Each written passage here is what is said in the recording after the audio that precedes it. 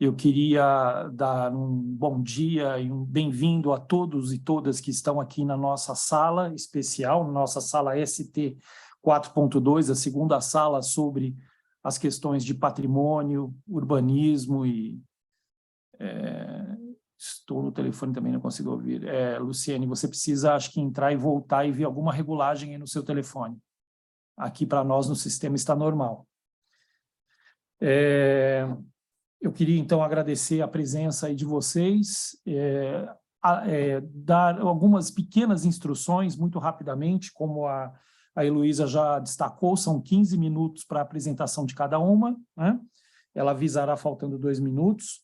Eu gostaria também que vocês, logo no início, se apresentassem institucionalmente, né? Acho que é importante vocês e, eventualmente, os outros coautores que estão participando muito rapidamente, né? E vamos, depois das apresentações sucessivas, fazer um debate, né? Discutir um pouco e conversar, compartilhar um pouco o conhecimento sobre esses temas que vocês trarão para nós, muito interessantes, pelo que foi possível ver nos resumos e nos títulos. Então, vamos começar pelo Eduardo Bacani Ribeiro, Edificações Ferroviárias, as Estações de Água. Eduardo, bem-vindo, obrigado. Começa o seu tempo. Por favor, Heloísa, vamos lá.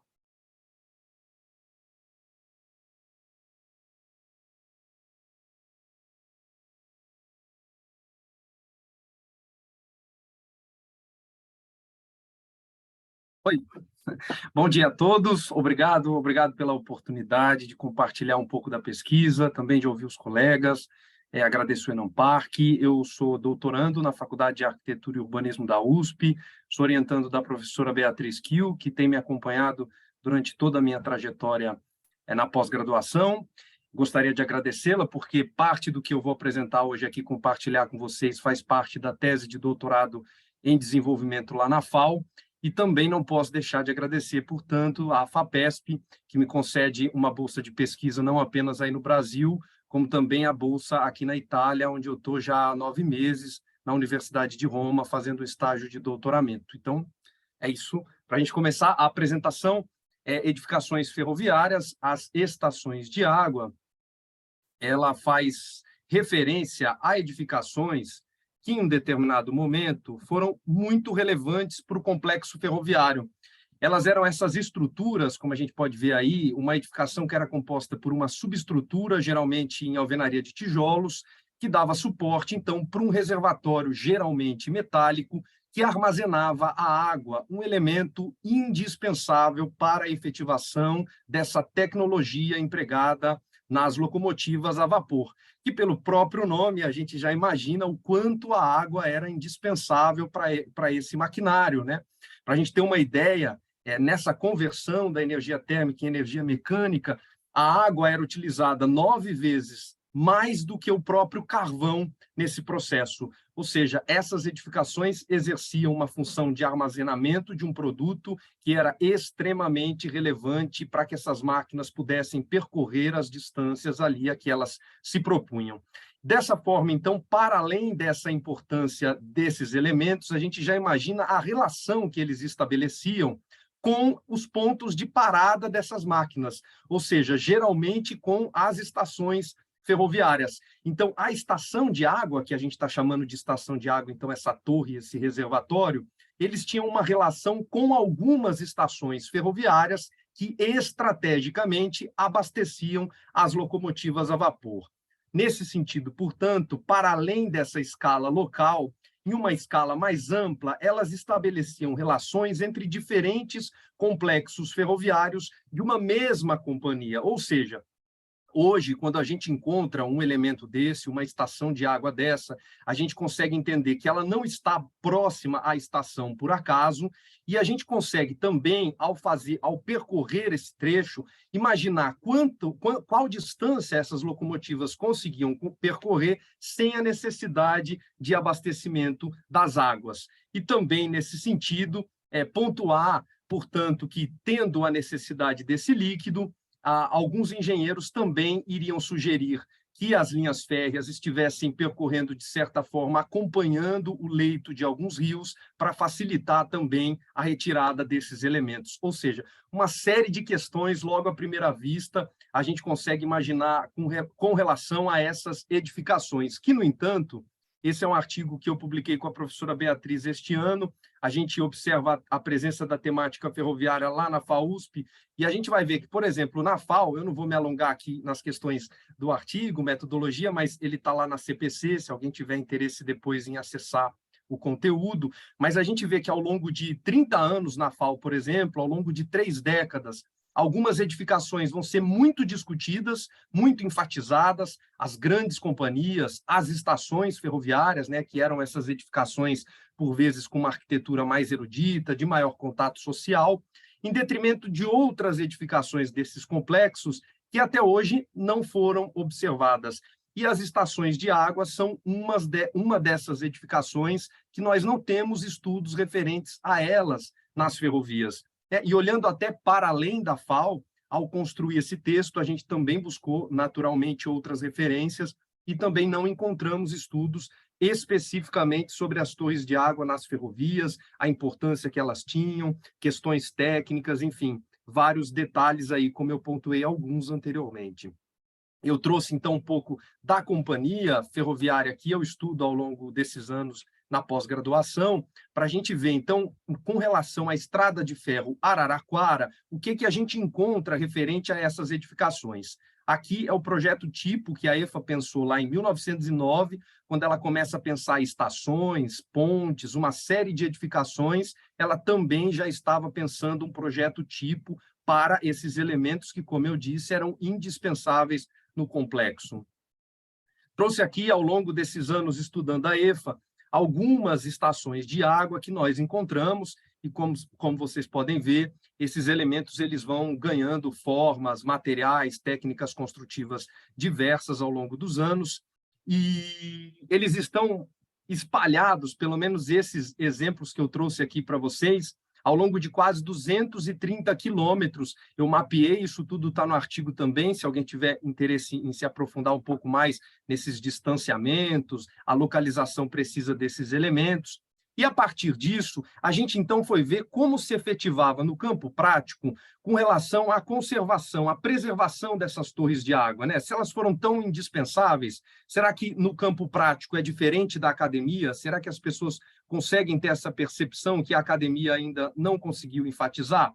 E quando a gente fazia um comparativo entre as estações ferroviárias e as estações de água, nos complexos ferroviários em que houve algum tipo de intervenção, ou seja, que a estação ferroviária se ressignificou, ganhou um novo uso, uma vez que elas não exercem mais a função referente a transporte de passageiros nesse trecho, a gente vê, portanto, que há um tratamento muito diverso naquele que é dado à estação ferroviária e naquele que é dado à estação de água, que está ali muito próxima. Por exemplo, aqui no caso de Araraquara. Araraquara, a gente vê nesse arco temporal, nesse recorte aqui, 2017, 2022, né, as imagens quase, parece que a gente está falando, a foto é a mesma, de 2017, 2022, porque a estação, Eduardo, ela se... Eduardo, Oi? desculpa, Oi? não está aparecendo, nós estamos ainda na primeira página sem o módulo de exibição. Coloca no módulo de exibição seu aí nós estamos ainda na capa da sua apresentação. Agora, hein? Licença, eu acredito que o problema seja em relação ao seu modo de compartilhamento. Você tem que compartilhar não apenas a tela do PowerPoint, e sim o seu computador inteiro, porque aí vai dar para ver você mudando a tela, tá? Obrigado. Peço desculpas. Oi, não, vou parar e vou começar de novo. Vou colocar ela de novo. Isso? Agora sim, perfeito. Sim, vou continuar então aqui. Peço desculpas e vou seguir daqui para frente. As edificações... Opa! Bom, eu estava mostrando essas estações, esse comparativo que eu estava mencionando para vocês, e aqui, então, a gente consegue ver ali em cima, com relação a esse tratamento que eu estava dizendo que era muito diverso. A gente vê ali o ponto em vermelho, sei se vocês conseguem ver o meu mouse. Conseguem? Aqui é a estação de água, aqui a linha férrea e aqui a estação ferroviária. E a gente consegue ver que aqui, entre 2017 e 2022, a estação se mantém muito bem, né? Ela sofre uma manutenção frequente, está muito bem conservada, enquanto a estação ferroviária, a estação de água, não. Ela que já apresentava degrados em 2017, em 2022, a sua condição é ainda pior. O que mostra, provavelmente, uma incompreensão com relação à importância que esse elemento exerceu no complexo ferroviário, inclusive uma incompreensão com relação a essa relação existente entre a estação ferroviária e a estação de água, evidenciando, portanto, que intervir no complexo ferroviário é intervir em um conjunto, né?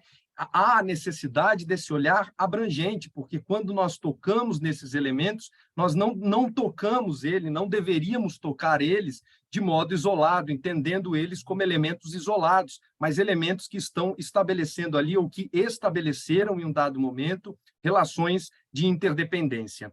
Quando a gente vai, por exemplo, para o exemplo de Uchoa, a gente vê que entre 2019 e 2022, esse pequeno complexo lá da cidade de Uchoa, se a gente observar aqui, a gente vê a estação de água, um armazém ferroviário e a estação ferroviária. E esses elementos, então, vão passar por um processo de recuperação, eles são recuperados de alguma forma, e a gente vê que, em termos imagéticos, essa ideia de conjunto, ela também se rompe nesse período. E, a nosso ver, não é só uma questão de teor estético, mas também uma questão de apagamento de uma característica histórica que se consolidou na imagem desses elementos ao longo dos anos. Então, eu busco a professora Beatriz para dizer aí a necessidade de um juízo histórico crítico com relação até mesmo a essas questões de alterar as cores desses elementos, e não apenas as cores, como bem coloca a professora em suas publicações, mas também as características químicas dessas tintas que serão utilizadas nessas materialidades históricas, ou seja, para enfatizar, portanto, tanto no sentido de Araraquara como no sentido de Uchoa, por exemplo, provavelmente uma incompreensão com relação a essa ideia de conjunto, com relação a essa importância da estação de água para esses complexos, e também aí a necessidade, então, desse juízo histórico-crítico para que a gente possa avaliar esses espaços, compreendendo essas relações, essas tramas que existiam entre essas diferentes edificações, que eu trouxe aqui apenas algumas delas, né? Mas nós teríamos aí um material muito mais vasto para falar. Para encerrar a apresentação, portanto, as estações de água elas vão perder a sua importância lá em torno do meados do século XX, embora a Paulista tenha sido a primeira companhia ferroviária a utilizar a tração elétrica, vai ser lá em meados do século XX que essas companhias irão adotar substancialmente a tração elétrica ou diesel-elétrica, que, portanto, fazia com que essa torre de água, que atendia às locomotivas a vapor, começasse a perder essa sua importância nesse sistema tecnológico, e aí, pouco a pouco, então, elas perdem a sua função, mas não a importância que tiveram para os complexos ferroviários. Pensando no público que assiste a este evento, que vai acessar o artigo, o nosso interesse aqui, ao evidenciar as estações de água, é justamente provocar mesmo o interesse aí de novos pesquisadores, o interesse de pesquisadores do campo do patrimônio ferroviário, ou que queiram começar nesse campo, para que o nosso olhar em torno desses elementos possa ser cada vez mais abrangente, que a gente possa trazer cada vez mais questões mais assertivas e elucidativas com relação às estações de água, por exemplo. É isso que eu tinha a dizer. Aqui são algumas das minhas referências. Peço desculpa pela apresentação, por não ter compartilhado a tela de modo adequado, e é isso. Obrigado. Eduardo, obrigado. Como diria um apresentador de TV célebre, você foi rigorosamente no horário, né? Até nos deu alguns minutos a mais. Muito obrigado pela apresentação. Passamos, então, agora para a segunda apresentação da nossa mesa. Origem da patrimonialização do café paulista, Larissa Cristina da Silva Dias e Flávia Brito do Nascimento. Quem é a Larissa? Larissa, por favor, então. Vou compartilhar a tela. Obrigada. Tá aparecendo? Sim? Tela? Sim? Sim. Bem, bom dia a todos. Eu sou a Larissa Silva Dias, eu sou mestranda do Programa de Arquitetura e Urbanismo da FAUSP, orientanda da professora Flávia Brito. Participo do grupo de pesquisa PHC, coordenado pela professora Flávia, e o Cacau, coordenado pela professora Nilce. E a pesquisa de mestrado também tem financiamento da FAPESP a partir de um processo de bolsa de mestrado, bolsa normal e uma bolsa de estágio de pesquisa. A apresentação que eu vou fazer hoje aqui para vocês é um recorte da minha pesquisa de mestrado, e o artigo foi elaborado num exercício de compartilhar, conectar e sintetizar fragmentos da pesquisa que foram coletados ao longo do primeiro ano. Então, a pesquisa ela vai se iniciar trazendo um pouquinho o tema da cafeicultura, passando por uma linha do tempo dessa trajetória da patrimonialização do café em São Paulo e trazer um pouco do contexto que permeia esse momento de início dessa trajetória e alguns dados dos processos de tombamento que marcam esse início. O objetivo do artigo é compreender intenções justificativas que estimulam essas primeiras ações, porque elas não, como a gente vai ver, elas não têm uma justificativa tão clara quanto o restante do processo. A tela está passando? Passou para a segunda ou não? Passou. Passou? Sim, obrigada. passou. O café foi eu vou me atentar, eu não vou olhar diretamente para a tela, porque eu vou atentar as minhas notas para não extrapolar o tempo, tá bem?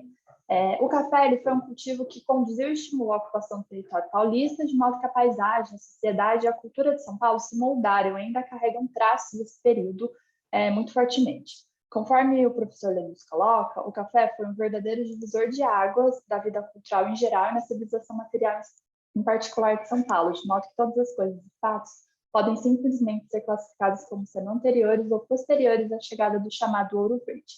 Contudo, toda essa importância que a gente sabe que o café teve, ela não se traduziu em ações no campo do patrimônio capazes de reconhecer e salvaguardar seus plurais elementos, sejam eles de natureza material ou imaterial. Pelas ações dos órgãos de preservação, foram feitos poucos tombamentos de fazenda, apenas 6 pelo IFAM e 24 pelo CONDEFAT, de modo que o jongo do Sudeste aparece como o único bem imaterial reconhecido e que permite a ampliação das narrativas e das memórias pertinentes a esse tema, como a histórica presença negra e escravizada nas lavouras de café do Sudeste no geral, né? Em relação a esse tema, eu não vou abordar porque ele não faz parte do recorte do artigo, mas ele faz parte do recorte do mestrado como um todo e vai estar depois na dissertação. No recorte dessa apresentação, eu gostaria que a gente nos concentrássemos apenas nas fazendas, pois elas têm sido o principal objeto mobilizado nas ações de estudo e salvaguarda da memória cafeeira. Aqui no mapa, eu trago uma síntese do último inventário feito pelo IFAM entre 2017 e 2018, que é o Inventário do Patrimônio Rural do Café, em que foi possível mapear cerca de 350 a 400 fazendas localizadas aqui no território paulista, mas o inventário como um todo, ele conseguiu listar cerca de 750 fazendas, isso tudo considerando uma quantidade de fazendas já estudadas ou inventariadas, o que permite a gente entender que possivelmente, provavelmente, esse número de fazendas ele é muito superior a essas 750. Então, o que a gente pode perceber é que a cafeicultura, embora tenha sido muito importante, plural e se espraie por grande parte do território, ela não se traduziu nas ações de patrimonialização, não se traduziu no reconhecimento, numa salvaguarda para além do tombamento de algumas fazendas. Aqui a gente tem uma cronologia das ações de patrimonialização, um compilado, né, em que a gente tem as ações dos órgãos de preservação e algumas das pesquisas que se debruçaram sobre os estudos das fazendas de café em São Paulo, no âmbito da arquitetura e da história.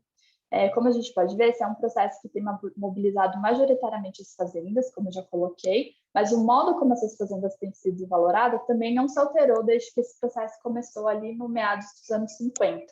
Desse modo, a proposta do trabalho aqui, submetido para o ENAMPARC, é olhar para o início desse processo, o contexto das ações do IFAM, os profissionais que solicitaram esses primeiros tombamentos, buscando elucidar motivos e razões que expliquem essa diversificação. O escopo do artigo está marcado por essas duas linhas aqui.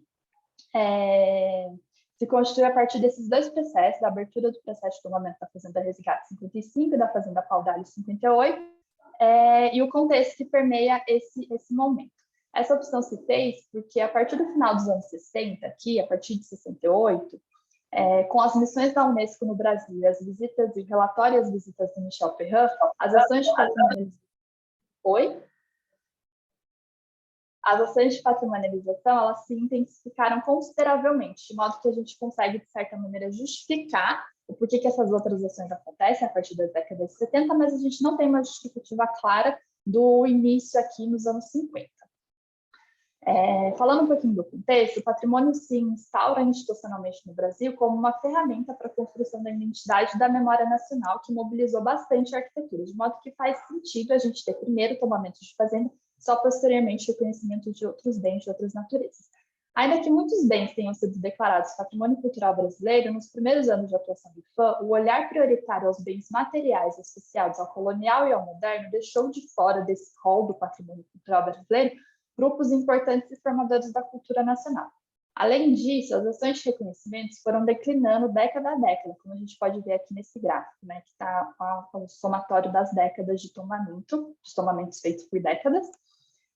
E no intervalo que nos interessa, que é o meados dos anos 40 até meados dos anos 50, há alguns fatores que podem explicar o porquê desse declínio que a gente verifica, como o fim do governo Vargas, que o IPHAN começa, né, com a instauração do governo, e o fim dele possivelmente ele causa um impacto na autonomia do IPHAN e nas ações do campo cultural como um todo. Desse modo, o Decreto-Lei 8.534, de janeiro de 46, ele não pode apenas ser considerado uma alteração nominal de SPAN para DEPAN, né, de Secretaria para Distrito, pois houve toda uma reestruturação burocrática e cotidiana na atuação do órgão.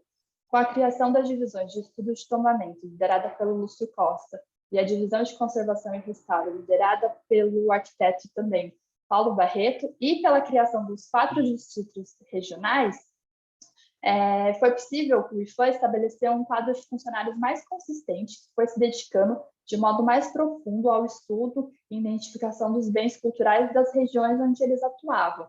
Isso criou certo regionalismo na atuação do IPHAN, que se traduziu numa aproximação com as universidades locais e na elaboração de uma rede, na construção de uma rede de indivíduos atuantes e interessados no campo do patrimônio.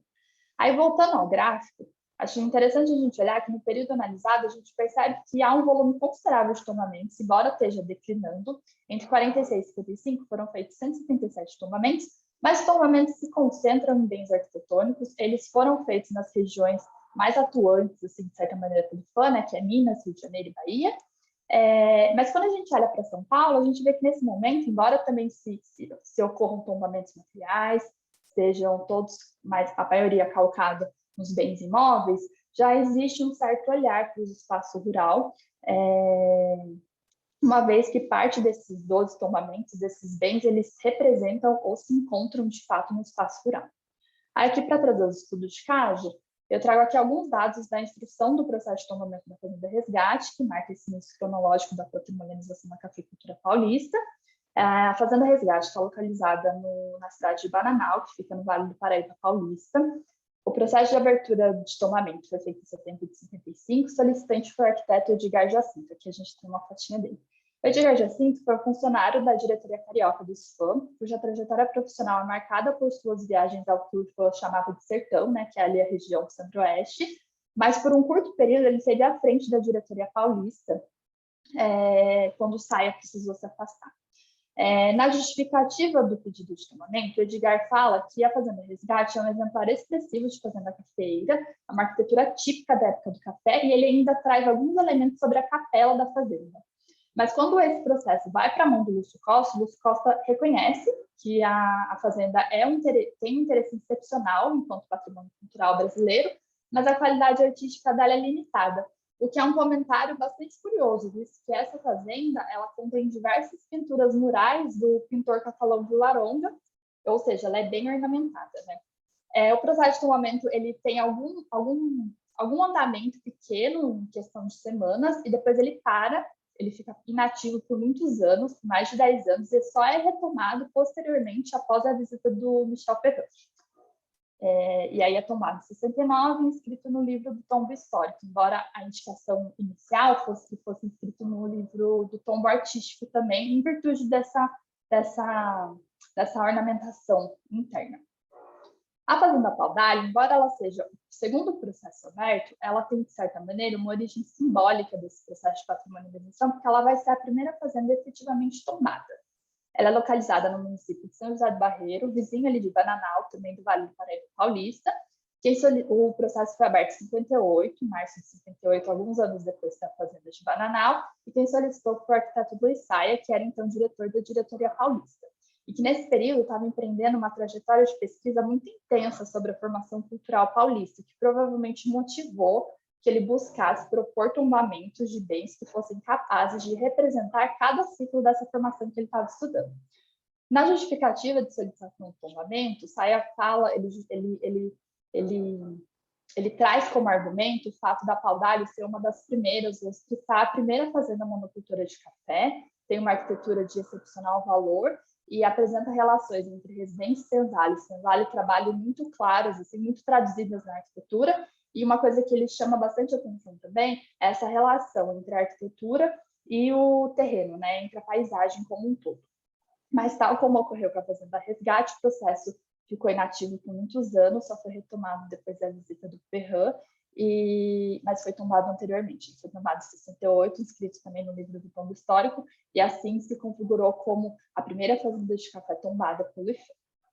Aí, já tentando ir para o final, já terminando, a partir desses dois casos que marcam o início da patrimonialização do café em São Paulo, a gente verifica que os argumentos mobilizados nos processos, eles se baseiam na importância documental ou nas características físicas do bem, de modo que a existência da produção do café, ela foi se tornando o maior argumento nos processos seguintes. Ela aparece nesses processos, tipo, uma fazenda de café, a importância dela é porque é uma fazenda de café típica do século XIX. Mas isso vai se tornar o argumento recorrente nos processos seguintes, de modo que, embora a gente passe décadas realizando tombamentos de fazenda, esse argumento inicial ele vai continuar sendo o principal argumento que justifica o tombamento das fazendas seguintes. Assim, a gente torna, de certa maneira, fica evidente por que essa patrimonialização, essa trajetória da patrimonialização do café paulista, ela não se pluraliza, porque a argumentação do valor está muito focada na materialidade. Não se percebe desde o início, não se alterou essa percepção, embora o Saia traga o ambiente, embora o Edgar Jacinto traga outras questões para além da arquitetura, né? No trabalho do professor Rafael Marchesi, ele mostra como essas pinturas murais da Resgate, elas estão falando sobre aquela sociedade daquela época. Esses outros elementos, sociedade, paisagem, não vão ser colocados ao longo dessa trajetória de patrimonialização. Então, eu acho que, para finalizar, nesse mapa aqui, diferente daquele primeiro que a gente viu, que está bem pintado, que o IFAM conseguiu mapear várias fazendas, né? Aqui, quando a gente olha, aqui a gente tem só as fazendas que foram tomadas pelo Condefat, Bananal está aqui, a Resgate está aqui, a Paudalho está aqui, nesse cantinho. E aí, quando a gente compara os dois mapas, a gente vê que, embora tenham sido feitos 24 tombamentos, né, mas o IFAM só fez 6 deles, a gente vê que é uma amostra muito pequena, perto do que foi a importância da cafeicultura, perto do que a gente sabe que são as fazendas de café em São Paulo, né, do tamanho dela, o espraiamento dela pelo território. E aí, para finalizar, eu gostaria de Larissa, desculpa, só tem mais 2 minutos, tá? Tá bem, obrigada. Aí, para finalizar, eu gostaria só de ler esse trechinho do parecer do Janjão que ele fez para a Fazenda do Pinhal, quando ela estava sendo tombada pelo IFAM, que ele traz esses outros lados da cafeicultura para além da fazenda de café, que é o que esse processo de patrimonialização marca, né? Ele fala assim: não basta estarmos atentos apenas a algumas unidades rurais, residências urbanas senhoriais, que por seus méritos e qualidades arquitetônicas ou artísticas sejam dignas de nota, importando, sobretudo, reconhecer no conjunto de bens culturais aqueles que melhor representem as relações sociais e o universo do trabalho que caracterizam o ciclo do café em São Paulo. Então é isso, acho que nesse recorte da pesquisa a gente consegue trazer alguns elementos que, de certa maneira, justificam esse início de processo de patrimonialização, e esse início a gente vê que ele marca tão fortemente esse processo que ele não se altera, os argumentos não se alteram e a gente não consegue pluralizar essa trajetória da patrimonialização do café em São Paulo, reconhecendo a importância que, de fato, essa cultura teve na formação do território e da sociedade paulista como um todo. É isso que eu tinha para trazer, gente. Muito obrigada. Obrigado, Larissa. Também muito obrigado pelo cumprimento do tempo, perfeito. Passamos agora para minha colega lá da Universidade Federal de Espírito Santo, a colega Luciene Pessotti de Souza, vai nos apresentar o Forte de São Francisco Xavier da Barra, Patrimônio Cultural em Risco. Bem-vinda, Luciene. Obrigado. Ei, Marcos, tudo bom? Tá me ouvindo? Estou te ouvindo, perfeito. Tá, então vamos lá, eu vou tentar compartilhar aqui qualquer coisa, tá? Vou ter que sair da outra sala aqui.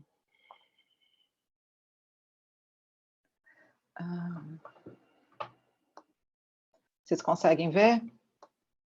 Sim, pode Tá, colocar então no modo apresentação, está pronto. certinho. Perfeito. Posso ir, então? Falou, obrigada. Então, o título do trabalho, como o professor Marcos falou, é Forte São Francisco Xavier da Barra, Patrimônio Cultural em Risco.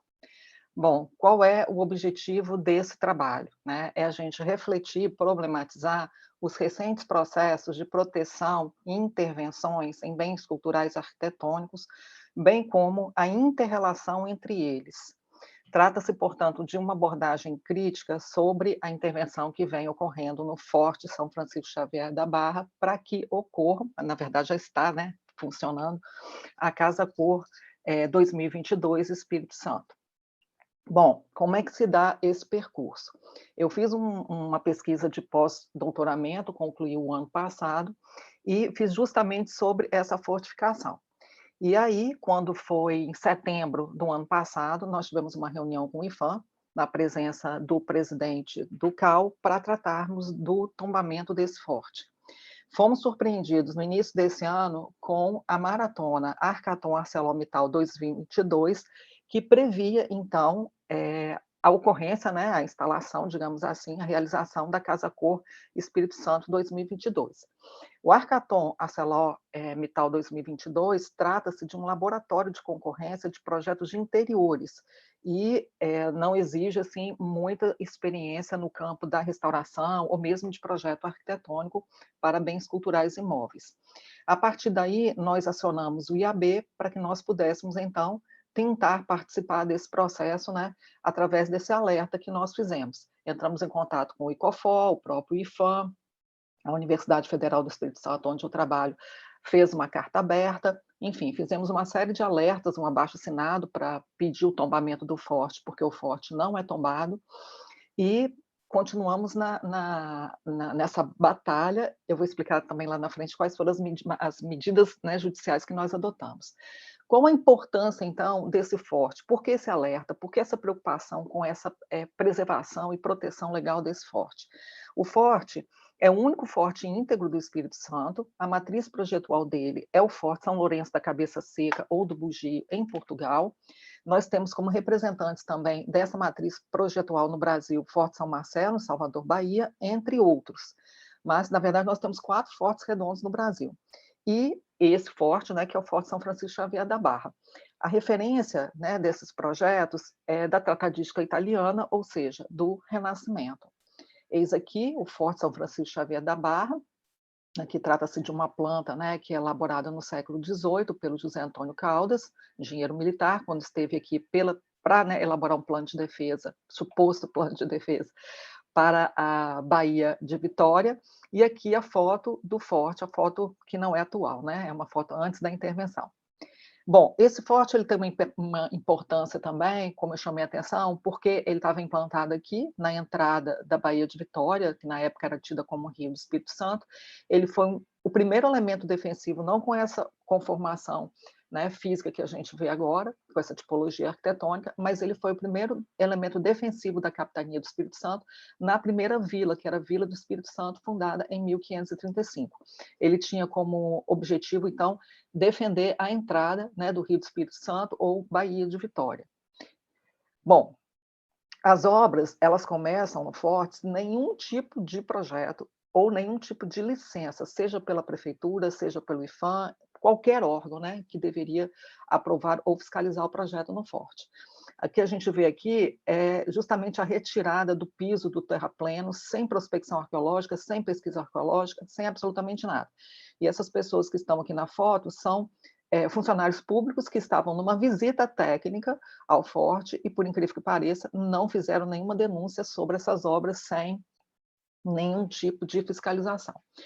Bom, quais foram as ações legais que nós tomamos para proteger o bem cultural? nós acionamos o IAB, que nos apoiou nessa causa, né? E aí nós representamos, através do Instituto, né, IAB Espírito Santo, uma ação civil pública, objetivando a produção antecipada de provas, o que foi feito, pedimos uma liminar para paralisação na obra e não foi atendida pelo juiz, e depois entramos, e está em curso, a ação inibitória. Também pedimos nessa ação inibitória o tombamento do forte, haja vista que nós pedimos o tombamento do forte a nível federal, estadual e municipal. O IPHAN negou o tombamento, nós pedimos 2 tombamentos no IPHAN, o tombamento, digamos, normal e o tombamento em caráter de urgência. O IPHAN negou em caráter de urgência, então nós pedimos na justiça esse tombamento, também não conseguimos sucesso.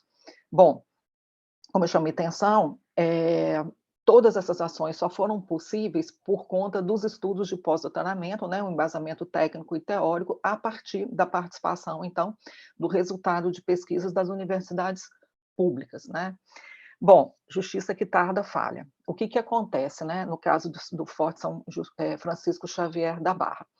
Nós não conseguimos, né, impedir essas obras, essas intervenções. Encontra-se em curso as obras da cobertura metálica, que é patrocinada pela ArcelorMittal, a Casa Cor, o Exército Brasileiro, o IPHAN e o CAL, também a Prefeitura de Vila Velha, erguem seu troféu de aço à revelia de todas as orientações, fundamentos do campo do restauro e jurídicos.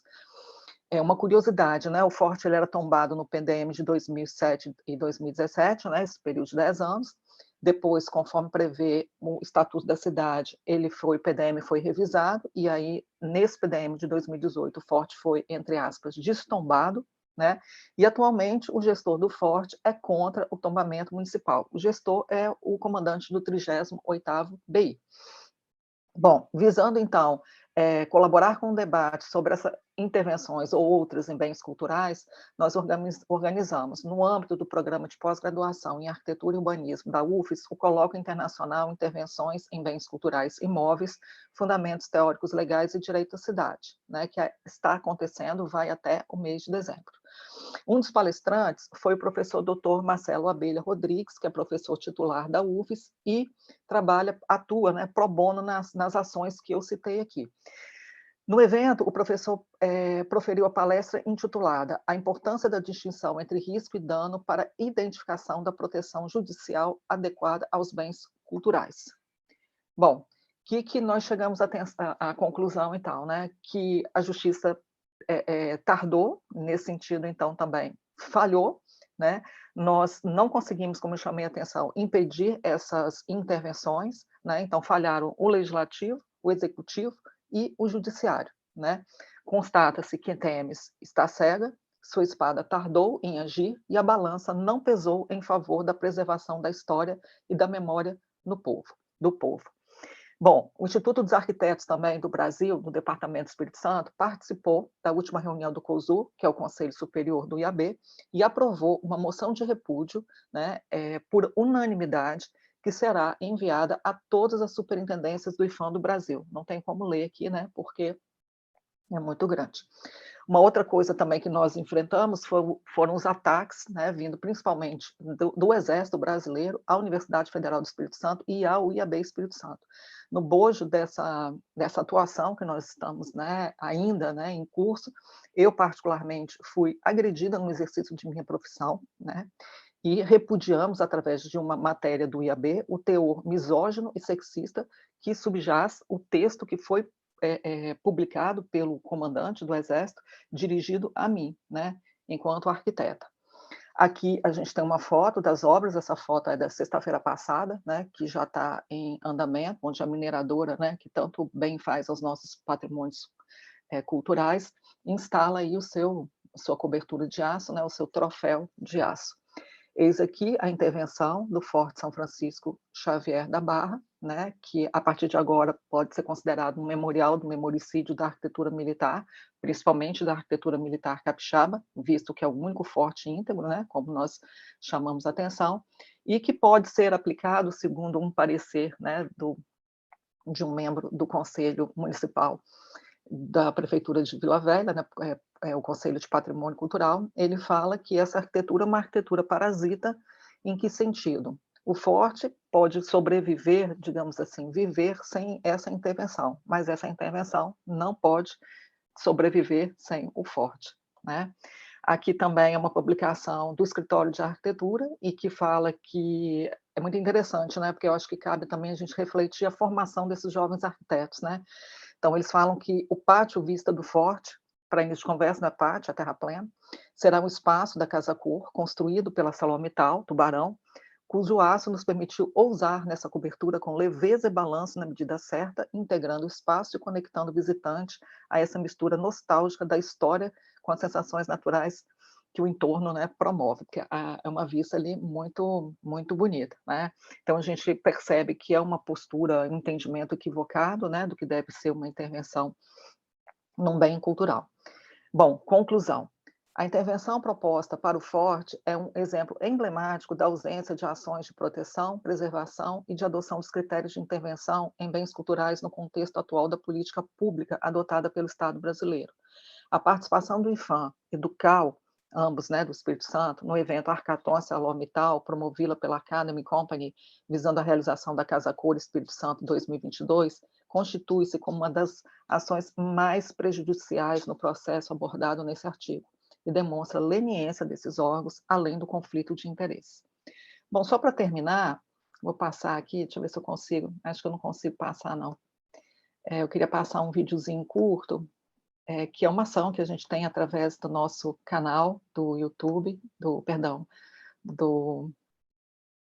aqui. É uma conta que a gente tem, um perfil que a gente tem no Instagram, onde a gente divulga as nossas pesquisas, né? Então, a gente está fazendo uma campanha de preservação ao forte.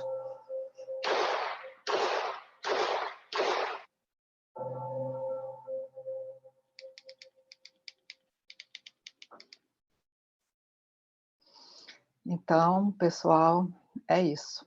Tem como eu interromper? Está aqui. Não sei se eu passei do meu tempo. Acho que não. Não, foi dentro do tempo, sim. Foi 11 minutos e 30 segundos a apresentação. Okay. Parabéns. Obrigada. Obrigado, professora Luciene, pela apresentação. Passamos agora para a quarta comunicação, a patrimonialização proativa para um projeto local de desenvolvimento. Amanda Lovati Coelho Koffer, Renata Hermani de Almeida. Amanda, por favor. Bom dia a todos. Vocês conseguem me escutar? Sim. Peço perdão pela minha voz, estou um pouco rouca, mas espero que vocês consigam me entender direitinho. Eu sou Amanda, sou mestranda do programa de pós-graduação em Arquitetura e Urbanismo da Universidade Federal do Espírito Santo. Inclusive, fui aluna da professora Luciene. Cumprimento as pessoas que estão na mesa, cumprimento a professora Luciene, professor Marcos e todos os presentes na sala. Deixa eu compartilhar minha tela. Só um segundo.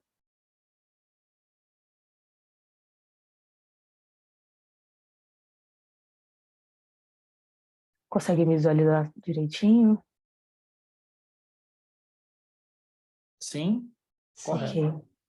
Então, esse artigo ele foi produzido junto com a professora Renata Hermani de Almeida, que é professora doutora do Departamento de Arquitetura e Urbanismo, também do Programa de Pós-Graduação em Arquitetura e Urbanismo, minha orientadora, e nós somos vinculadas ao Laboratório Patrimônio e Desenvolvimento, Patrilab. Esse artigo deriva-se do projeto de graduação que foi desenvolvido e defendido no ano passado, também que foi desenvolvido por mim e orientado pela professora. A apresentação ela vai passar por esses tópicos, faço uma introdução, apresento a patrimonialização proativa a partir do patrimônio territorial como processo e os atributos que a compõem, e o mecanismo proativo, que trata-se de um esboço, de uma elaboração processual realizada por mim, né, a partir das interpretações dos textos dos autores da Escola Territorialista Italiana, com a composição de um processo dinâmico relacional. Por fim, faço as minhas considerações finais. Então, a gente sabe que o patrimônio consiste em um fator expresso na identidade do território, porém, ao longo da pesquisa, a gente entende que As políticas de preservação vigentes tendem a interpretar esse patrimônio de modo a satisfazer os interesses de mercado, de modo a esgotar também os recursos potenciais que compõem os ativos desse patrimônio. O professor Alberto Manhag, da Universidade de Florença, ele vai dizer que a partir da modernização ocorre um movimento de banalização dos lugares, que determina o que ele chama de desertificação social, quando se exploram os recursos componentes do território, e esses recursos eles não retornam, né, para o próprio território, eles são desertificados, esse território é desertificado. François Chouet vai dizer que é necessário um uso e uma apropriação de bens valorados para que esses bens valorados estejam presentes ativamente na continuidade do próprio território com os bens patrimoniais qualificados como ativos. O professor Alberto Manhag também vai dizer que a elaboração de projetos interdisciplinares que se voltem para a valorização dos lugares somente se bem sucede se o desenvolvimento dos lugares for entendido como autossustentável. O professor apresenta 5 âmbitos para a sustentabilidade, mas pensando na patrimonialização proativa, a gente entende que a sustentabilidade social e a sustentabilidade política direcionam-se para um desenvolvimento que chamamos de autodeterminado, a partir da auto-organização de um grupo social, de uma comunidade, e da interação entre os membros dessa comunidade, que se torna protagonista nos processos decisórios de operação do patrimônio. Então, na medida que se avança essa compreensão da perspectiva de novas revisões, né, para os processos de reconhecimento e valoração dos bens patrimoniais, a professora Daniela Poli, também da Universidade de Florença, admite a patrimonialização proativa como um fundamento para a elaboração de uma metodologia operacional alternativa às ações de preservação vigentes. Esse artigo de caráter qualitativo contribui apresentando uma discussão a respeito dos processos, de ferramentas e sujeitos envolvidos nesse processo de preservação. Então, a patrimonialização proativa, a partir do patrimônio territorial como processo, né? O patrimônio territorial ele vai se constituir de um tópico muito importante e relevante na discussão do contexto geográfico contemporâneo, e ele está presente em diversos estudos realizados em diversos países da Europa e possui regulamentação pela Lei Regional da Toscana, exercendo poder e ações sobre o território. Mas por muito tempo, a professora Daniela Poli indica que a definição de patrimônio e a consciência do valor, ela passa por diversas compreensões. Então, ela vai desde de uma compreensão mais abrangente, como um conceito nômade, que é apresentado por François Chouet, e vai até uma apreensão desse patrimônio sob uma conotação geográfico-territorial. E aí, um breve panorama histórico, apresentado pela professora Daniela Poli também, a partir da Segunda Guerra Mundial, então, com a necessidade de se recuperar os artefatos históricos perdidos no período pós-guerra, acontece o que Everaldo Costa chama de patrimonialização global, onde novas políticas de intervenção e de recuperação desses bens, elas são direcionadas. Porém, essas políticas, elas se direcionam para os bens de natureza natural ou cultural, e, nesse sentido, estabelece-se uma dicotomia entre a natureza e a cultura, que somente começa a perder força, essa dicotomia, quando a Unesco assume o conceito de paisagens culturais. Porém, a professora Daniela Poli vai indicar que somente quando esse patrimônio entra numa discussão das ciências sociais, sobretudo na geografia, é que essa dicotomia entre natureza e cultura ela é superada. Então, nesse sentido, o patrimônio, sob o contexto territorial, ele passa a ser entendido como um verdadeiro processo e não como um artefato, não como um objeto, um processo indissociável das dinâmicas sociais. E aí, nesse sentido, o patrimônio ele é estabelecido como um bem comum de um grupo social e o habitante torna-se protagonista de todos os processos que envolvem reconhecimento e a própria operação desse patrimônio, a intervenção e todas as ações que o competem. Então, entendendo o valor processual inerente ao patrimônio, é necessário pensar um modo da patrimonialização em como esse habitante ele torna-se protagonista nesse processo, e como como esse processo pode acontecer.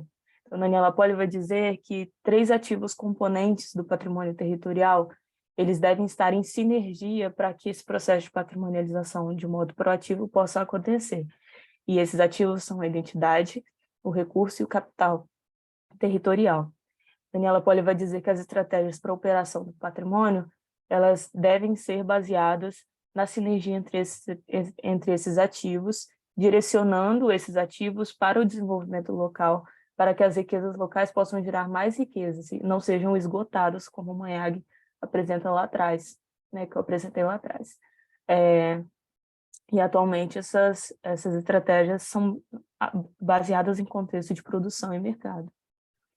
Então a identidade, ela se estabelece nos conhecimentos simbólicos, cognitivos e contextuais que perpassa o caráter de recurso no processo de patrimonialização, constitui-se do patrimônio em sua abordagem existencial.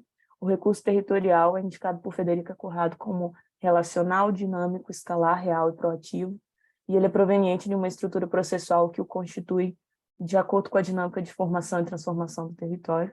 E o capital territorial trata-se da soma de todos os recursos territoriais de ordem material e imaterial, que vão desde o capital privado até a ordem pública. A paisagem cultural também se insere nesse sentido na taxonomia, em diversos outros ativos que o compõem.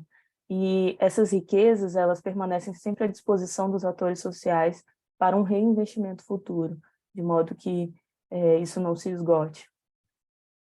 E aí, pensando no mecanismo proativo, a gente precisa entender um processo metodológico para que essa patrimonialização possa ocorrer, porque ainda trata-se de uma abstração teórica.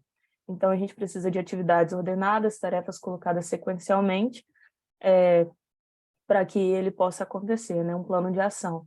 No entanto, a professora Daniela Poli, ela não se aprofunda numa metodologia para que essa patrimonialização aconteça, mas ela sugere 4 pressupostos que são necessários para o desenvolvimento processual. Esses pressupostos são a identificação de uma ou mais heranças territoriais realizada por uma comunidade local, identificação e ativação do componente referente aos recursos territoriais, que são tomados de acordo com as diferentes trajetórias culturais, simbólicas e econômicas, dentro de um contexto, e identificação e fortalecimento simultâneo da identidade territorial em atividades que suscitem um conhecimento simbólico, cognitivo e contextual desses lugares, e a criação de um valor adicional para o território que vai determinar novas oportunidades para a sociedade local, não parando num uso propriamente voltado para o desenvolvimento econômico. A partir desses pressupostos, então, durante a pesquisa, nós tentamos entender subprocessos que estivessem ligados a esses pressupostos e pudessem direcionar diretrizes de ação, né? Diretrizes que determinassem uma metodologia a ser formulada. Então, a gente pensou num subprocesso preliminar, né, de identificação, que está presente em todos os pressupostos indicados pela autora, um subprocesso de tomada de consciência local, a partir das atividades de conhecimento simbólico, cognitivo, e também da própria participação da comunidade local, do entendimento desse patrimônio como um bem comum, um subprocesso de criação, que vai atingir o planejamento estratégico para as ações a serem tomadas, a própria representação desse patrimônio, e um processo que é indissociável de todos esses pressupostos, que é o de participação, né, que está integralmente associado a todo o mecanismo proativo. Então, nesse sentido, nós pensamos num esquema processual de como esses subprocessos pudessem acontecer. Apesar deles parecerem isolados, nós entendemos que o caráter integrado dessa dinâmica processual indica uma elaboração que não é hierárquica, porque à medida que cada processo acontece, cada operação ocorrida, há uma reação síncrona em um outro processo. Então, a partir da participação é que acontecem todos os outros processos, mas à medida que se vai identificando os valores, né, desse patrimônio, então a gente consegue indicar estratégias de representação, estratégias criativas, e isso só acontece também porque a engrenagem da consciência de lugar está girando ao mesmo tempo, né? Esse processo de consciência ele está acontecendo dentro dessa comunidade. Então nós fizemos uma abstração teórica, uma abstração imagética desse processo como um mecanismo mesmo, como engrenagens que funcionam juntas, né, em conjunto. É importante salientar que a patrimonialização proativa, ela não deve ser entendida como um processo isolado, ela deve estar em contínuo desenvolvimento junto ao território, porque ela é indissociável com o desenvolvimento territorial.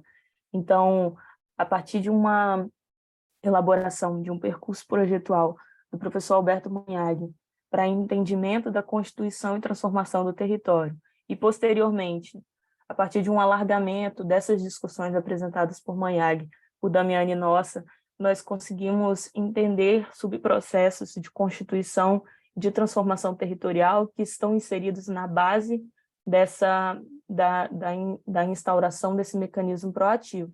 E aí nós chegamos num macroesquema, num esboço, né, de um macroesquema para esse mecanismo, em que as engrenagens maiores elas se constituem na formação, essa engrenagem de formação, né, de constituição do território, a partir dos sedimentos territoriais, materiais, cognitivos, das camadas do território, que a escola territorialista italiana ela apresenta, os elementos presentes na longa duração, e a engrenagem abaixo de transformação desse território, quais são os agentes, né, as relações de poder, as energias da inovação e da contradição, os atores sociais, os caráteres, princípios e regras de tutela e de proteção, que vão estar constituindo e modificando esse território, transformando esse território ao longo do tempo.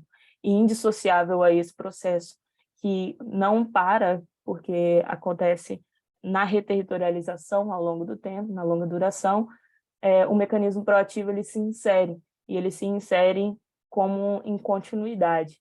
E aí as engrenagens dos subprocessos vão aparecer na identificação dos ativos de identidade, recurso, capital, com os processos participativos em todas as suas dimensões, a democracia participativa, os institutos de participação, diagnóstico participativo, as políticas e projetos integrados, no âmbito da consciência local, que revelam os interesses coletivos, a evidência das relações de poder, reconhecimento e a descrição dos valores, e na criação, como eu mencionei, a representação social, planejamento estratégico, a autoprodução coletiva, uso, manutenção e os modelos de avaliação. Bom, esse artigo ele apresenta uma relevância para a gente repensar as políticas de ações para a preservação do patrimônio, principalmente sobre essa perspectiva territorial integrada, multiescalar. E a principal contribuição é qualificada como de caráter teórico, conceitual e metodológico, né? Mas evidencia-se a importância da patrimonialização proativa como uma possibilidade de um sistema contraposto às políticas vigentes institucionalizadas voltadas para a valorização do patrimônio. Isso em caráter de continuidade para as ações de reestruturação social local na perspectiva do desenvolvimento dos lugares, né? Então, a gente entende também, concluindo, que essa elaboração conceitual apresenta diversas lacunas a serem detalhadas, a serem experimentadas para o melhor entendimento do seu funcionamento, em um contexto socioespaço temporal. No entanto, mesmo sendo um primeiro esboço, essa sistematização apresenta-se como um potencial metodológico. E a gente continua essa pesquisa, atualmente, no âmbito agora do mestrado, né, no Laboratório Patrimônio e Desenvolvimento, para que possamos avançar cada vez mais no entendimento desse potencial metodológico. Muito obrigada. Obrigado, Eloy. Obrigado, Amanda, desculpa. Perfeito. Eu queria, então, agradecer as 4 apresentações. Vou fazer alguns comentários iniciais, né? Nós temos 1 hora, praticamente, para fazer uma discussão, acho que bem interessante, né? Vamos poder compartilhar aí nossas dúvidas, nossas questões. Eu inicio, evidentemente, seguindo a ordem, né? Queria falar para o Eduardo, além de parabenizá-lo pela pesquisa, ele trouxe uma luz interessante de patrimônio. A gente tem essa metáfora da luz, né? Ele jogou luz sobre um tema que, de fato, quando a gente olha para o patrimônio ferroviário, principalmente aqui em São Paulo, nós não dávamos, né, até a sua pesquisa, uma atenção a essa estrutura de abastecimento de água, o quanto ela foi importante, né? E e acho que essa abordagem é realmente original e traz um elemento interessante que eu gostaria depois de ouvir você, porque a gente sabe que em outras situações a engenharia ferroviária instalada em São Paulo a partir da década de 70, ela trouxe soluções, modelos construtivos, né? Ela trouxe inovações materiais muito importantes para a vida das cidades paulistas, que estavam se modernizando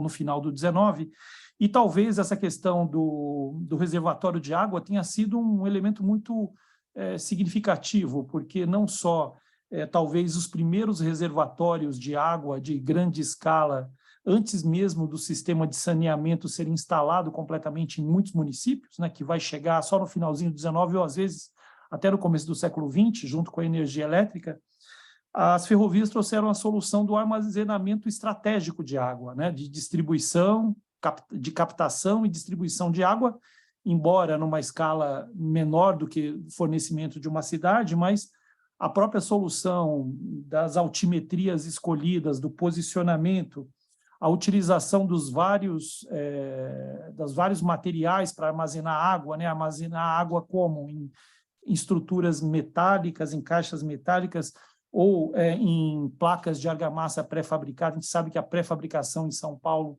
ela começa também com a ferrovia no 19, ou, por exemplo, o caso muito específico de uma família de mestres artífices italianos que se instalam aqui em São Paulo, né, aqui em Campinas, né, a família Papais e a família Zaratini, que se desenvolveram granilites impermeáveis que eram usados, inclusive, em caixas de água, tanto nos vagões quanto nas estações ferroviárias, né, um granilite impermeável de uma altíssima qualidade, né, um know-how que eles trouxeram da Itália. Então, ou seja, é um tema realmente muito interessante, Eduardo, e queria ouvir um pouco seus comentários depois. Eu também, da Larissa, né, e da Flávia Brito, a origem da patrimonialização do café paulista, é curioso, né, Larissa, que, por exemplo, um personagem tão importante para São Paulo como Luiz Saia, né, ele inicia os seus primeiros projetos de restauro e termina, né, vai falecer muito pouco depois, começa com São Roque, lá em São Roque com o sítio Santo Antônio, né, fazendo aquela intervenção articulada pelo Mário de Andrade, num patrimônio rural, né, e termina exatamente incompleto, né, a Fazenda Pau d'Alho, que vai ser assumida depois pelo Antônio Luiz Dias de Andrade, o Janjão, que inclusive vai gerar, né, uma reavaliação das posturas de intervenção, né, com a tese do Janjão que ele defende na FAUSP sobre a reconstrução, né, de sistemas construtivos e de estruturas tipológicas históricas, né, grande debate que ele vai fazer com a sua tese de doutorado. E, de fato, a questão do patrimônio rural, há uns 10 anos atrás, parecia que tinha encontrado uma solução interessante, isso que eu queria escutar de você, que eram as paisagens culturais rurais, né, de São Paulo, especificamente do café. O IPHAN chega a propor uma reunião com diversos pesquisadores, mas isso, infelizmente, não avança, né? Nós vamos ter depois até a questão do selo da paisagem cultural no Brasil interrompida no governo logo após a queda da Dilma Rousseff, com o Michel Temer, né? Que a gestão do IPHAN durante o Michel Temer vai congelar esse debate no Brasil, e particularmente em São Paulo nós vamos ter esse grande prejuízo. Porque uma das questões que eu particularmente acredito, né, durante um período que eu também pesquisei o patrimônio rural de São Paulo, é que nós temos que pensar em redes de patrimônio rurais, né? O patrimônio rural ele não sobrevive sozinho e isolado, como você demonstrou muito bem pelas políticas de tombamento no Estado, porque, de fato, ele está sempre sujeito a pressões locais muito fortes, como o agronegócio, que quer as terras para a cana-de-açúcar em São Paulo, ou a especulação imobiliária que quer fazer empreendimentos, né, imobiliários urbanos, e também o outro grande problema, né, que as propriedades rurais têm, né, o outro grande desafio, são os processos hereditários, né? Que muitas vezes nós temos uma geração de proprietários que ainda resiste, mas depois a geração sucessiva dos herdeiros, já vivendo totalmente no mundo urbano e muito distantes da questão rural, acabam se livrando desse patrimônio, vendendo rapidamente, né? Então, a questão da paisagem cultural, eu acho que deveria ser, de fato, um tema a ser retomado, porque ele é um selo muito interessante e que faz um duplo compromisso entre o Estado e o seu proprietário. Professora Luciene, tem a nossa solidariedade completa nessa batalha gigantesca. É realmente decepcionante ver os nossos órgãos de classe também não atuarem corretamente, especialmente o CAL, né? O CAL, que veio para uma grande conquista da nossa categoria, de fato falha em muitas questões, né? E tem problemas seríssimos em todos os estados, em vários âmbitos, em vários temas, né? E de fato, acho que essa luta foram os 4 anos mais nefastos do patrimônio. Talvez nem tenha ocorrido isso a partir de 64 e muito menos a partir de outros períodos que foram muito ruins, como o do Collor de Mello, né? Que são 2 períodos também que a gente avalia muito nefastos para o patrimônio. Talvez esse tenha sido o pior período de 4 anos, que felizmente vai se encerrar agora no final de dezembro, quem sabe as coisas possam... E me admira muito esse bem, essa fortaleza não ter sido tombada logo no início, né? Isso realmente é algo que eu queria entender um pouco, por que houve essa ausência tão forte, né, na lista desse item, na lista de bens tombados, até mesmo no período que a gente chama de fase heróica, né, que onde havia uma atenção particular para esse tipo de edificação, né? E nossa solidariedade total a essa luta, né? Por fim, a Amanda, né, que apresentou a última comunicação, muito interessante. Eu não sei se, Amanda, vocês vão analisar casos brasileiros onde houve, eu não sei se com a mesma precisão terminológica que você apresenta a partir das referências bibliográficas da professora Daniela Poli, mas acho que tem 2 casos que são muito exemplares para nós, muito positivos, que foi a recuperação do Centro Histórico de Olinda nos anos 80 e o Corredor Cultural no Rio de Janeiro, que foram 2 processos, né, muito interessantes que integraram exatamente economia, proprietários, competência técnica, elaboraram muito material de educação patrimonial, elaboraram também materiais para os profissionais atuarem nesses bens que estavam nos eixos de interesse dessas intervenções, né? São 2 cases que eu, de fato, eu os uso muito aqui nos nossos cursos da Unicamp e procuro detalhá-los bastante, porque, inclusive, muitos dos protagonistas ainda estão vivos, né, desses 2 processos, e que ocorreram exatamente na transição entre o período militar e a nova democracia, ali no meados dos anos 80. E acho que são cases muito interessantes para se avaliar, porque parte do sucesso dessas 2 cidades, do Rio de Janeiro e de Olinda, como capitais que têm uma cultura efetiva, vem exatamente desses 2 processos que eu considero muito interessantes. E vejam, né, como foi rica a nossa mesa. Então, em ordem, eu pediria então para vocês fazerem essas considerações e depois abrimos aí para o público que está presente aqui na nossa mesa. Obrigado. Vamos lá, Eduardo, você é o primeiro. Obrigado pelas considerações, Marcos. Eu acho que é isso mesmo que você falou, colocou muito bem várias questões, e a estação de água, na verdade, ela é anterior, muitas vezes, à própria cidade, porque muitas cidades depois vão se desenvolver no entorno desse patrimônio ferroviário, inclusive nos trechos que eu já tive a oportunidade de estudar, isso fica muito claro, né? Como esse patrimônio era muito anterior, às vezes, à própria cidade, né?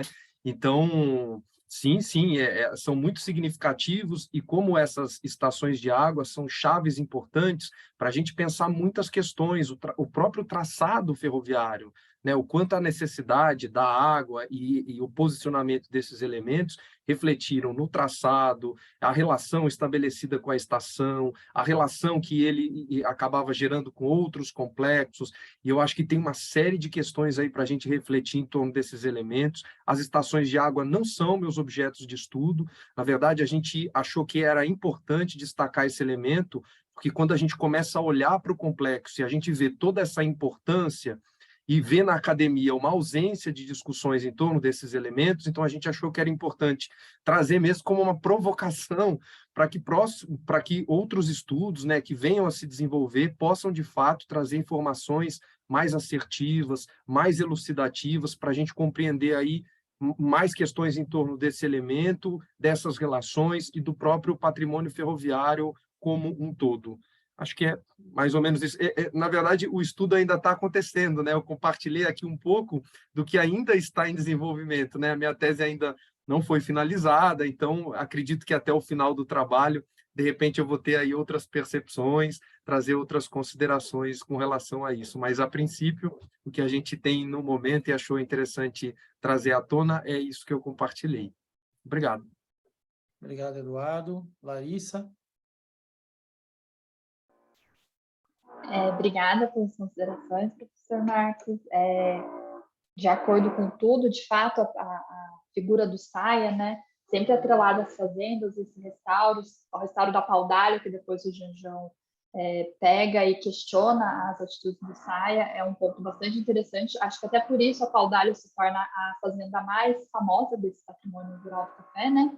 E aí, em relação à questão das paisagens culturais rurais, de fato, quando eu analiso todo o processo, toda a trajetória, quando a gente tem ali, quando os tomamentos se encerram um pouco, a velocidade dos tomamentos se encerram ali na década de 80, 90, né, com a neoliberalização ali do Collor e tal, eles são retomados nos anos 2000, tem toda a pluralização do campo do patrimônio, as pesquisas acadêmicas e essas ações, né? Acho que quando você fala dos 10 anos, você fala muito quando os órgãos de patrimônio se uniram e buscaram as universidades, e tem o grupo fazendas, e tem um encontro interinstitucional para pensar as propriedades cafeeiras, pensando isso tudo como uma paisagem, algo que o Saia já tinha colocado, né, quando ele olha para o Vale e fala, a fazenda é importante, mas a paisagem também configura esse patrimônio como um todo, mas isso vai sendo deixado de lado.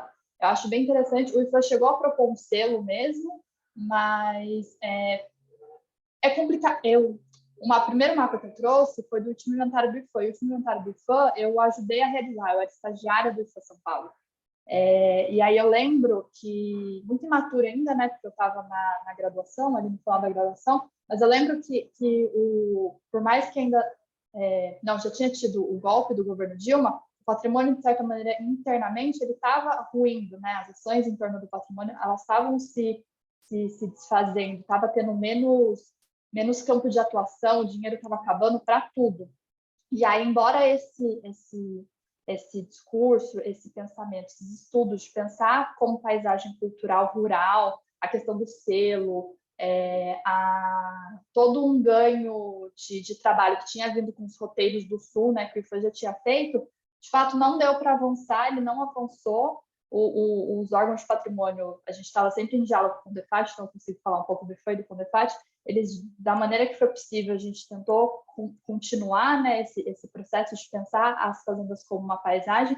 Nesse último inventário, embora a gente tenha mapeado fazendas, a gente, lá no final do relatório, a gente coloca que as fazendas, acho que isso linka com um pouco do trabalho do Eduardo, né, que você fala da ferrovia, e aí pensar a ferrovia, não só o caminho férreo, não só a estação, pensar esses outros elementos. Nas fazendas a gente buscou isso, não só pensar a sede, a casa da fazenda, que é o que é efetivamente tombado, mas pensar a habitação que está colocada ali, os espaços de produção, os espaços de produção de beneficiamento do grão, os espaços de produção de plantio mesmo, e todo um ambiente que forma aquele patrimônio que é importante para aquela memória.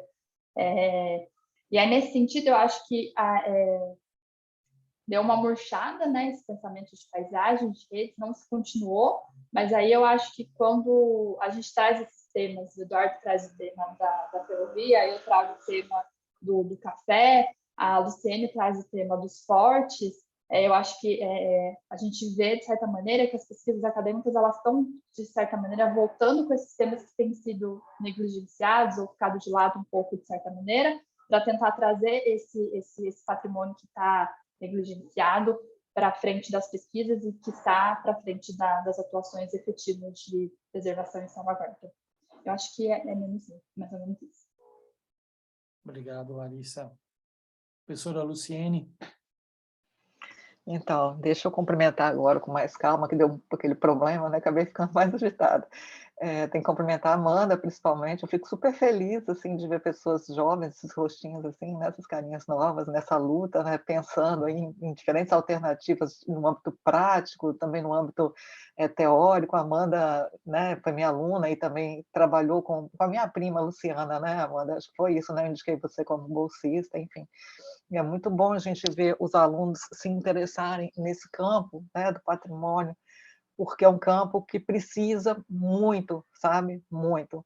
E eu acho que eu fiquei pensando muito, assistindo assim, as apresentações, né, que a gente precisa fazer aquilo que eu fiz sem saber que eu tinha feito, né? Foi uma professora do departamento, a professora Lisiane Jotti, que chamou atenção. A gente precisa furar a bolha, sabe? Porque a gente tem trabalhos teóricos extremamente relevantes, de uma qualidade assim impecável, né? E todos esses trabalhos que estão aqui são trabalhos de extrema qualidade, mas a gente precisa interagir. A Amanda traz uma questão importante do território, a participação da sociedade, né? O Marcos Alcântara, na conferência de abertura do colóquio, ele fala, né, que nós estamos errando. Tudo que está acontecendo é culpa nossa, ele fala, da academia. É culpa nossa, porque a gente fica dentro dessa bolha, né, discutindo entre nós mesmos, né?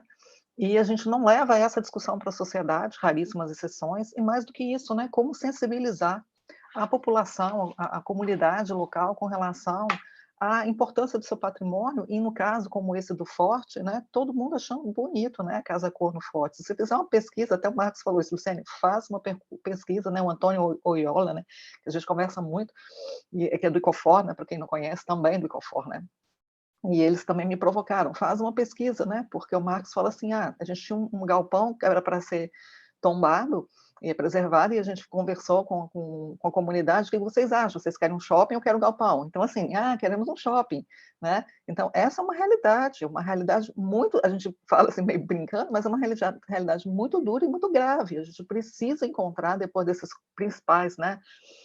4 anos aí que o professor Marcos chama atenção, que foram extremamente nefastos, né? A gente precisa encontrar uma forma de se conectar com a sociedade, né? Seja através da extensão, seja através de ações de educação patrimonial, porque a gente está perdendo muita coisa em função dessa falta de consciência da população, né? A gente assiste, né, esse memoricídio, né?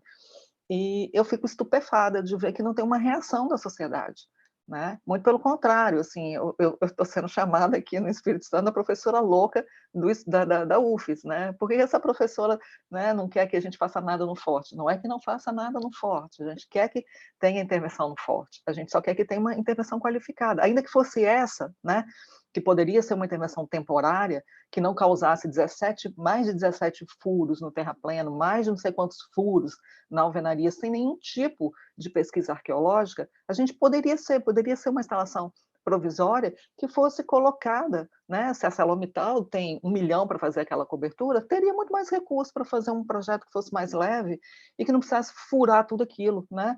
Então é disso que se trata, de fazer intervenções qualificadas. Bom, eu vou fazer algumas observações sobre o que o Marcos ponderou, né, sobre a questão do tombamento. Bom, eu assim, espero que vocês tenham um estômago para ouvir, né? Esse Forte teve na lista, porque haja estômago, tá?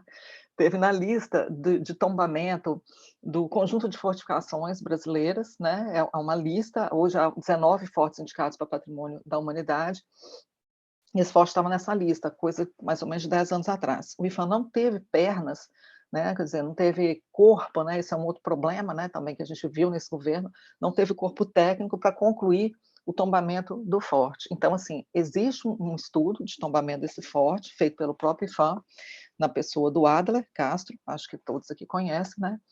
E esse estudo não foi adiante, então o forte não foi tombado.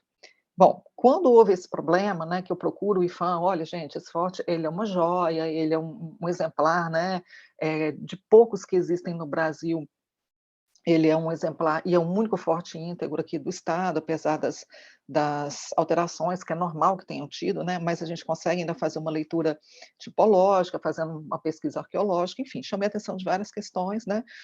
E aí houve, né, essa negligência do IPHAN, então a gente pede o tombamento do forte, tá? Então, quando a gente pede o tombamento do forte, a gente pede também em caráter emergencial. Qual é, que eu chamei a atenção na apresentação, qual é o argumento de não se fazer o tombamento emergencial?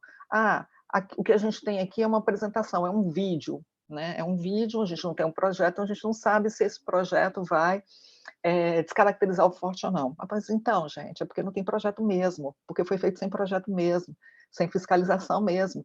Então, o órgão, né, deveria, na verdade, exigir o projeto também, né, entrar nessa luta. Mas como é que o órgão poderia participar da luta se a presidente do IPHAN era júri do projeto? Se o CAL participou enquanto mentor de uma equipe de uma Arcaton ArcelorMittal, que é um projeto que foi feito em menos de 24 horas, por alunos praticamente recém-formados. Então, assim, é complicado, né? Outra coisa, a gente tinha um abaixo-assinado com 180 pessoas que assinaram, né? E o argumento do Adler, que me desculpe, né? O Adler chegou e escreveu, ele falou assim, esse abaixo-assinado não foi assinado por pessoas, né? A maior parte das pessoas que assinaram não são da academia. Sim, meu caro, é a população que está pedindo, né, esse tombamento emergencial. Então, ele nega o tombamento emergencial porque ele diz que não tem projeto e porque aquelas 180 assinaturas não são válidas, ele desvalida a nossa luta. Sabe como que foi difícil conseguir 180, ainda que sejam 180 assinaturas online e a gente entrar com esse pedido? Então, isso também foi invalidado, né? E, por fim, que eu não falei na apresentação, o IAB pede a ratificação do tombamento, haja visto que dentro do Decreto-Lei 2537 está previsto o seguinte, a gente pede o tombamento, o proprietário, o gestor, né, do bem, ele tem que ser informado e, a partir daí, ela pode fazer o tombamento provisório. O que o IPHAN responde para a gente não comunicou o proprietário do bem, ela recebe o pedido de tombamento e ela não comunica, e ela vai e nega o tombamento provisório, tá? Então, é isso que eu estou falando, tem que ter estômago para aguentar tudo isso, né? Governo do Estado, porque aí a gente, né, quem foi meu orientador, né, meu supervisor, perdão, do pós-doc, né, que foi quem me orientou a praticamente todas essas ações, Mário Mendonça de Oliveira. Então, vamos pedir a nível estadual e a nível municipal também, Luciane, vamos pedir em todos os âmbitos, vamos cercar. O que o governo do Estado fez? Nossa Secult aqui está cheio de trabalho, a gente, né, tem uma fila imensa aqui, não existe tombamento emergencial, vai ter que entrar na fila. Quanto tempo demorar? Demora uns 5 anos. Então, né, vamos embora, né? Vamos para a prefeitura. Chega na prefeitura, a atuação do Conselho Municipal de Patrimônio Cultural é vergonhosa. O senhor secretário coloca todos os cargos comissionados dentro desse conselho para votar a favor dessa intervenção. Coloca as reuniões online, ele coloca todo mundo em pé atrás dele, então todo mundo que votou a favor, ninguém fala nada, né? Sem falar que ele a pedido da dona da marca da Casa Cor, né? Eles simplesmente calaram, tiraram o direito de voto do IAB nessa reunião. Eles tiraram. E se mostram contra o tombamento a pedido, né, do senhor Rodrigo Penalva, que é o comandante do Exército, que não quer que o bem seja tombado. Ele fala que quem tem que tombar é o IPHAN. Enfim, então, assim, eu ainda tenho que fazer essa defesa, né? Eu tenho agora 10 dias para fazer uma defesa para contra-argumentar a fala do Penalva. Olha bem que situação que a gente se encontra, né?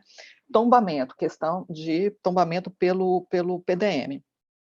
Sim, esse bem era tombado, né, até 2017, e a gente se pergunta que momento, em que circunstâncias, né, que esse bem vai ser destombado, entre aspas. Que população é essa, sabe? E aí eu falo para a Amanda, que população é essa que vai para uma reunião que está sendo, né, reavaliado, revisto um PDM, e concorda que todos, não é só o forte não, tá?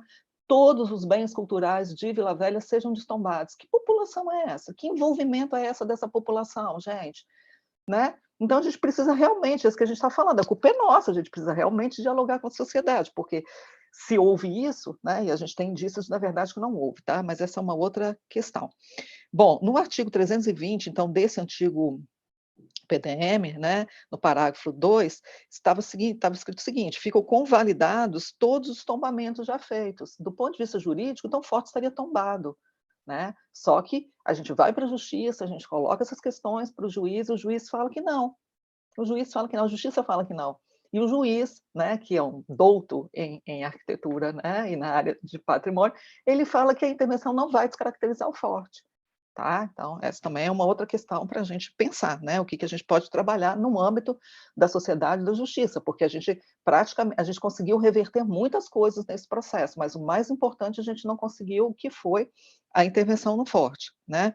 Uma outra questão é essa questão da bolha, né, que eu falei, que eu acho que é importante. A gente tem um perfil no Instagram que é do Andança, né, o grupo Andança que eu coordeno, e aí no bojo, assim, no maior pico, assim, né, de ações nefastas ao forte, a gente teve quase 13 mil visualizações das nossas postagens. Então, assim, houve um interesse da sociedade, mas não houve mobilização da sociedade. Isso que nos dói muito, né?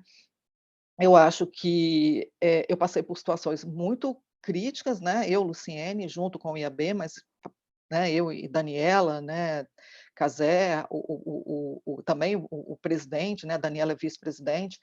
Assim, eu recebi um ofício do IPHAN, quando eu fiz algumas denúncias, pedi para que fosse apurada a conduta da superintendente do IPHAN, e um dos ofícios que eu recebo da Procuradoria é de que eu estou abusando do meu direito de cidadã, né? Eu estou abusando, exatamente, Marcos. Eu tenho esse documento, tá? Então, assim, é inacreditável. Por isso que eu falei, haja estômago, né? É inacreditável, né? E o CAU não fiscaliza. Eu tive que pedir, assim, praticamente de joelho, porque eu conheço o presidente do CAU, né? Pedir de joelho para que eles fizessem uma visita ao forte e pedissem as RTs. As RTs de projeto que não existem só foram recolhidas a partir do RRT, né? A partir do momento que eu fiquei no pé deles, tá? A mesma coisa a fiscalização. Eles estiveram ali naquela foto que vocês viram, junto com outros agentes do Estado, viram aquela destruição e não fizeram nada, tá? Tivemos várias reuniões com o Ministério Público Estadual e tudo, enfim, nada disso, né? Denúncia no Ministério Público Federal, ou seja, a justiça se calou. Não sei se não acha que é importante, que não é relevante, né? Enfim. E, por fim, não menos grave, né, que eu não trouxe aqui, porque essas imagens ainda não têm direito de compartilhar, nós organizamos a visita de um cadeirante ao forte, né? Então, assim, é deplorável. Nesse dia, é deplorável. Tem uma cadeirinha que foi alugada, né? Ele foi transportado como um saco de batata, o que aconteceu com ele. Esse dia foi, assim, deprimente para ele e para nós, né? Então, já foi feita denúncia, né? São encaminhadas até para o Ministério Público a denúncia de falta de acessibilidade. E está tendo uma obra sem licença, né? Dentro do forte, durante a Casa Cor, e ninguém faz nada.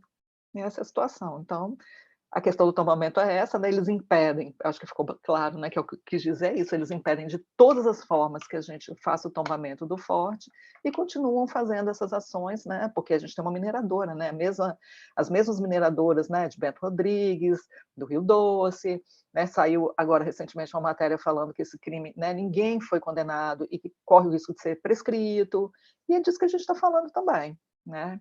É isso, eu acho que espero ter esclarecido. Obrigada. Obrigado, Luciene. Realmente é um escândalo, né? Total, né? Em todos os sentidos. Amanda, por favor. Sim, eu queria comentar um pouco a fala da professora Luciene, de que a gente pode perceber o quanto as instituições estão contaminadas, né? Estão contaminadas e corroboram para as pressões do mercado e para a especulação e para a exploração desses bens.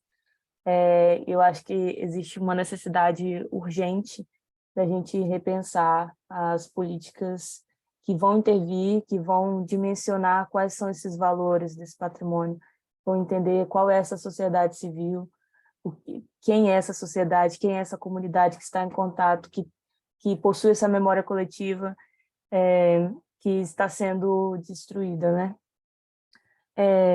Quanto ao que o professor Marcos comentou, eu queria comentar que eu não conheci esses dois projetos, mas nós estamos num ponto da pesquisa de uma aproximação dessa elaboração conceitual que é italiana, de uma aproximação com as experiências brasileiras e da América Latina, sobretudo. já entendemos que a gente precisa verificar como essas experiências participativas acontecem no Brasil e nos países da América Latina, para que a gente consiga correlacionar todos esses ativos, todas essas terminologias que nós estamos utilizando e concretizar um esquema processual que realmente seja condizente com a nossa realidade. Então, nós estamos levantando essas experiências, estamos em fase de pesquisa dessas e de outras que possam atingir ou tangenciar todos os subprocessos que nós estamos propondo, né?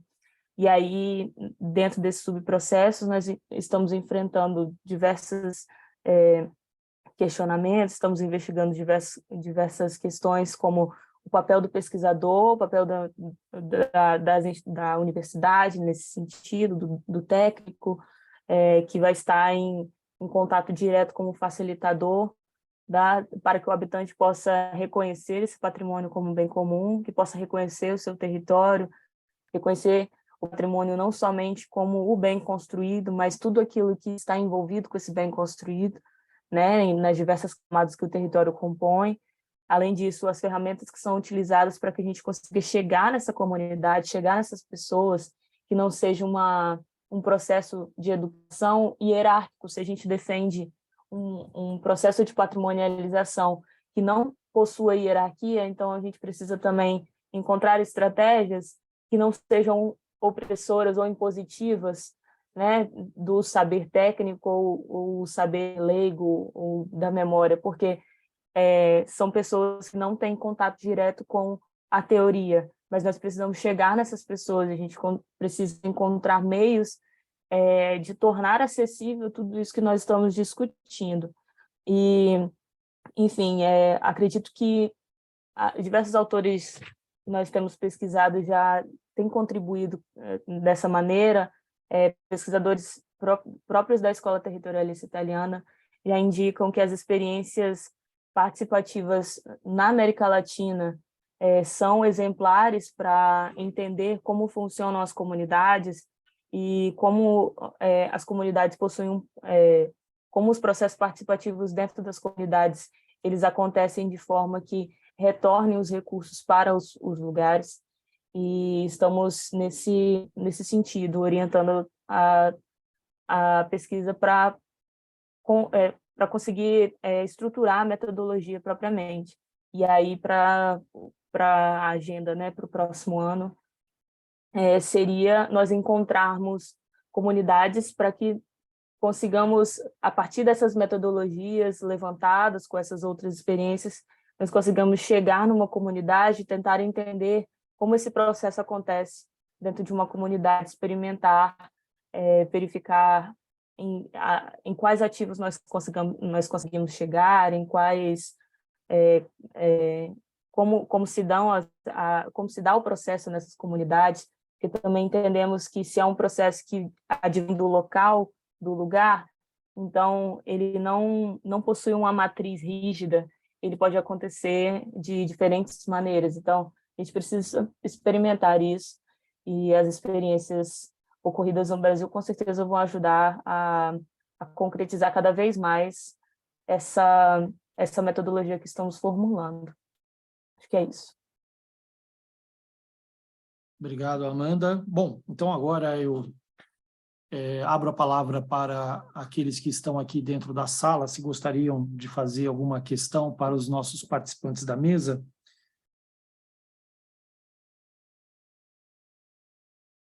Teria alguém que gostaria de participar?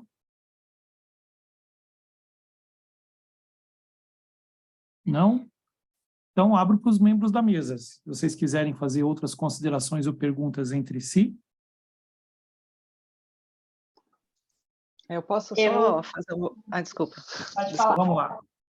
Não, é só uma observação, eu até falei, eu acho que é para todo mundo, né, o trabalho da Sônia Rampin, né, que é um trabalho sobre, né, a participação da comunidade nesses tombamentos, enfim, então eu acho, Amanda, que é muito legal entrar em contato com ela, né, ela vai estar também no nosso colóquio fazendo uma palestra, eu acho legal, né? Qualquer coisa depois você me procura, eu tenho o contato dela, uma pessoa super acessível, né? Então eu acho que é bacana, né? Para você estar procurando outras metodologias aqui no Brasil, tá? É isso. Nesse sentido, eu ia falar a mesma coisa. Se você, Amanda, já viu os trabalhos coordenados pela professora Simone Sifone, da Rede REPEP, Rede Paulista de Educação Patrimonial, porque eles têm várias metodologias de oficina, atuando na região do Minhocão, atuando em Santana de Parnaíba, mas além disso, se você dá um trabalho, mas se a gente pincela alguns trabalhos de pós-graduação do IFAM, ou mesmo das universidades federais e estaduais do Brasil, a gente tem alguns trabalhos de oficina que fazem essa aproximação com a população de uma maneira bastante interessante, assim, e mostra como essa população de fato valora e atribui sentido e significado ao patrimônio com que ela dialoga no cotidiano. Era isso. Eu tenho acompanhado o trabalho de alguns grupos. Tem um grupo que funciona vamos ver se eu vou lembrar, na Ilha do Bororé, em São Paulo, e eles têm a escola comunitária e o trabalho que eles fazem com as crianças, com o roteiro cultural, com diversas outras pessoas que passam por essa comunidade. Eles possuem um trabalho de valorização desse lugar muito interessante. Eu tenho acompanhado um pouco de longe o trabalho deles, mas estarei fazendo uma pesquisa mais a fundo, porque eu acho muito interessante a maneira como eles conseguem chegar até as pessoas. E está situado dentro de uma metrópole, da maior metrópole que temos no país, né? Às vezes a gente trabalha com comunidades, a gente tem discutido também no laboratório, a gente acha que a comunidade a gente só vai encontrar nas regiões remotas ou em territórios ocupados por povos originários, mas essas comunidades elas estão presentes dentro das cidades, das grandes cidades também. E elas possuem um vínculo com os lugares, apesar desse território fragmentado, né? Sociólogos dizem que existe uma ideia de comunidade que ela foi perdida a partir da modernização, mas essas comunidades, mas ao mesmo tempo tenho estudado um antropólogo que apresenta uma ideia de que a comunidade, na verdade, a ideia de comunidade, né? Ela permanece e ela persiste apesar do fragmento desse território e das pressões, porque ela é uma necessidade, essa ideia da comunidade, da conexão com o lugar e da recuperação da memória coletiva, ela estabelece como uma necessidade. Então, também verificar essas novas possibilidades que vão pleitear não somente o patrimônio construído, né, no âmbito da arquitetura, mas também as relações sociais e a forma como esses agentes interagem com o patrimônio territorial é muito pertinente. Obrigada. Mais alguma questão? Bom, se não temos, eu queria, então, novamente agradecer a todos os participantes dessa mesa, aos ouvintes dessa mesa. Queria reiterar o convite a partir das 14h para acompanhar as sessões temáticas que nós continuaremos, assim como as sessões livres. Também apontar a mesa de abertura e as premiações que ocorrerão do ENAMPARC 2022 a partir das 16h30. E, por fim, à noite, né, nós temos a conferência de abertura, né, do Solano Benítez, com a mediação do professor Miguel Antônio Buzac e a moderação da Jasmine Silva. Com isso, a gente fechará, com certeza, com bastante sucesso, esse nosso primeiro dia do ENAMPARC. E assim, eu me despeço a todos, agradeço, desejo um ótimo evento a todos vocês, ótimas pesquisas aí para os nossos pós-graduandos, né, que mantenham-se firme e quem sabe a partir de 1º de janeiro, quem sabe não, temos certeza, né, que talvez o cenário mude positivamente para o campo do patrimônio e a gente possa, como disse a professora Luciene, atuar, né, fortemente aí na sociedade, propondo as nossas discussões. Muito obrigado, queria agradecer também a Heloísa, que nos deu o apoio, e até à tarde na continuidade do nosso evento. Obrigado, gente. Até mais. Obrigada, gente. Eu que agradeço, muito obrigada a todos e uma ótima semana.